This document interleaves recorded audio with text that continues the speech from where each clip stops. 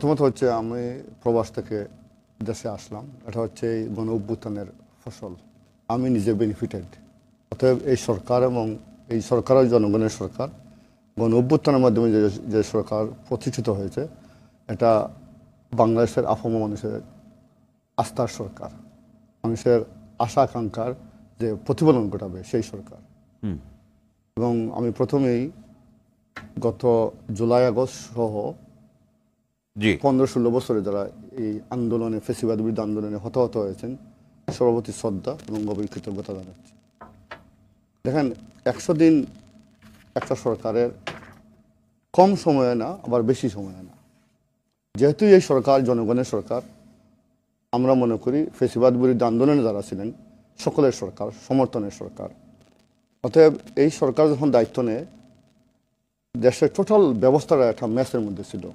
অর্থনৈতিক অবস্থা, রাজনৈতিক ব্যবস্থা সহ স্বাভাবিকভাবেই সরকারকে প্রথম দিকে অনেক কিছুই সামাল দিতে হিমশিম খেতে হয়েছে, বা এখনও হয়তো অনেক কিছু নিয়ে হিমশিম খাচ্ছেন। আমরা 71-এ কিন্তু এরকম অবস্থা হয়তো দেশ ছিল না, কিন্তু এরপরও সরকার তো সকলের কাছে বারবার সহযোগিতার আহ্বান করছে, সবাই সহযোগিতা করলে তার এই অবস্থা হতো না। এরপরও আমার মনে হয় মাহবুবে যেটা বিষয়টি বললেন, প্রায়োরিটিতে আমাদের একটু শর্টফল আছে কিনা এটা দেখতে হবে।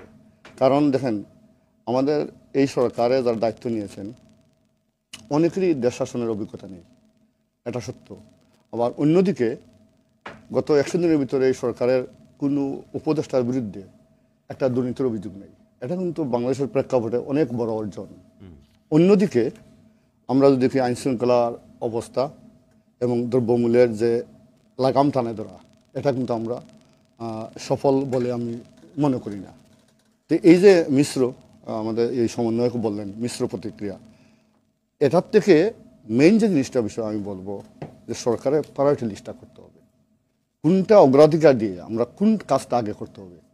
মাহবুব ভাই ঠিকই বলছেন যে এখন একটা সংস্কারের, অবশ্যই সংস্কার, এবং বিএনপি জানেন 31 দফা সংস্কার কর্মসূচিটি শুধু এই জুলাই আগস্টে না, এটা গত 1.5 বছর আগেই দেওয়া হয়েছে। এটা কিন্তু চলমান প্রক্রিয়া, এবং আপনি যদি একটা ফ্যাসিবাদী শাসনের পরবর্তীতে এখনও পৃথিবীতে ডেমোক্রেটিক ওয়েতে দেশ শাসন করা, এটাই উত্তম পন্থা।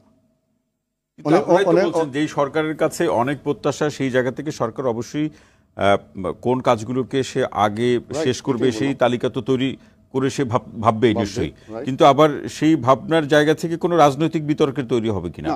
এটা শুনেন, আমি প্রায় দেখি মিডিয়াতে অথবা পত্রিকাতে বিভিন্ন ইস্যু নিয়ে কথা হয়। ইস্যু নিয়ে কথা বলা যায়, এই যে আমরা মন খুলে কথা বলতে পারতেছি, এটা তো এই সরকারের অর্জন, এই আন্দোলনের অর্জন।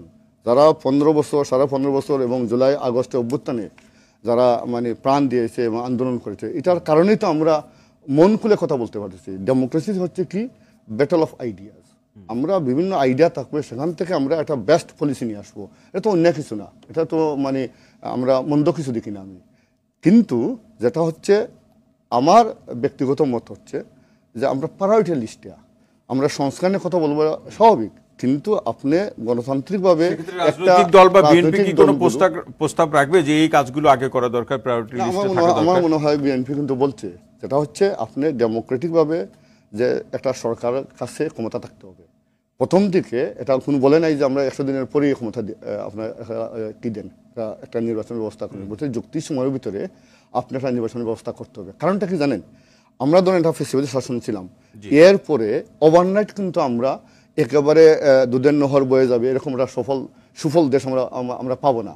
কিন্তু প্রথম দিকে আমরা কাজটা কি, কাজটা হচ্ছে ডেমোক্রেটিক্যালি একটা ইলেক্টেড গভর্নমেন্টের কাছে গেলে এরপরে কিন্তু এই যে পরিবেশ ফিরে আসবে, সংস্কার হবে, সংস্কারের সাথে একটা জনপ্রতিনিধি যারা থাকবে তাদের মাধ্যমে দেশ যদি পরিচালিত হয়, তখন কিন্তু মানুষ মনে করবে যে আমার প্রতিনিধির কাছে আমি কথা বলতে পারবো। কিন্তু এই সরকারের কাছে যা কিছু ভাবছে বা দাবি দেওয়া করছে, কোনো না কোনো ভাবে সেখানে নির্বাচনটা থেকেই যাচ্ছে, গণমাধ্যমে এই আলোচনাগুলো আসছে। জি, আমি বলি এই বিষয়টা কোনো না কোনো বিষয় আমি এটা আমি বলবো না, কারণ এটাই তো প্রসেস। এটা কোনো না কোনোভাবে আমি বলবো না, আমি বলবো যে এটাই তো প্রসেসটা হচ্ছে একটা যৌক্তিক সময় নিয়ে আমরা যে একটা ম্যাচ ছিল, ম্যাচ থেকে উত্তরানোর পরে এবং আপনার দেশটাকে শাসন করবে কারা? না আপনার কাছে যৌক্তিক সময় কতদিন হলে কতদিন? যৌক্তিক রাইট সময় হয়? রাইট, যৌক্তিক সময়টা কতদিন আমি বলি।